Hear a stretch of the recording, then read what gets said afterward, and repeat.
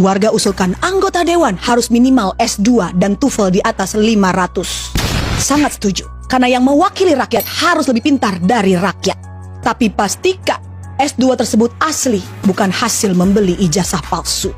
Jangan ada lagi anggota parlemen yang hanya lulusan SMA, sedangkan di perusahaan swasta yang memberikan gaji UMR tanpa tunjangan mega bintang, mengharuskan setiap pelamarnya minimal S1.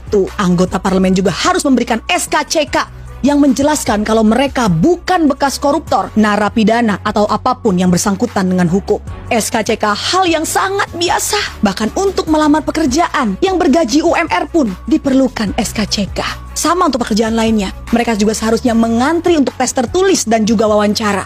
Tidak perlu coblos-coblos karena menghabiskan uang negara. Seharusnya dibuat kontes besar yang disiarkan seluruh stasiun TV Indonesia seperti ajang Indonesian Idol atau Indonesia's Got Talent. Mereka yang terpilih dari tahap seleksi akan maju ke babak berikutnya, ditonton oleh seluruh rakyat Indonesia, memaparkan visi dan misi mereka, dan rakyat akan memilih melalui voting SMS. Lebih efektif dan efisien dibandingkan harus mengeluarkan dana kampanye. Tidak perlu mencetak kaos, baliho, pasang spanduk, dan juga mengeluarkan amplop-amplop serangan fajar. Dana pemilu yang sangat besar dan bernominal fantastis bisa menjadi buah simalakama bagi para calon legislatif. Jika mereka salah logika, dana kampanye bisa mereka anggap sebagai dana investasi untuk pekerjaan yang akan mereka dapatkan. Akhirnya ketika mendapatkan pekerjaan tersebut, alih-alih menyuarakan aspirasi rakyat, mereka malah mengganyang uang rakyat. Sama seperti orang mencari kerja kebanyakan untuk menyandang status yang sangat prestigious. Mereka harus berpenampilan menarik, good looking, IPK minimal 2,75.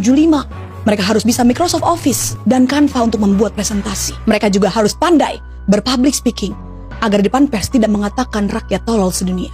Jika mereka bisa semua, benar-benar menguasai ilmunya, mereka tidak butuh lagi staf khusus di bawah mereka yang menghabiskan uang negara. Kalau perlu, mereka harus dibekali ilmu bela diri supaya tidak perlu lagi ada tunjangan pengawalan.